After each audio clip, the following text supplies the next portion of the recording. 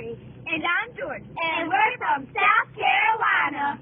We would want a tree house that we could enjoy nature and have a teen hangout. We would want it to have 2 stories for when we have sleepovers and so we can enjoy life. We would also want a small bathroom, a spiral staircase, and 2 sets of bunk beds upstairs for sleepovers. It would be nice to have a very small closet for storage along with the 2 bunk beds on the top floor.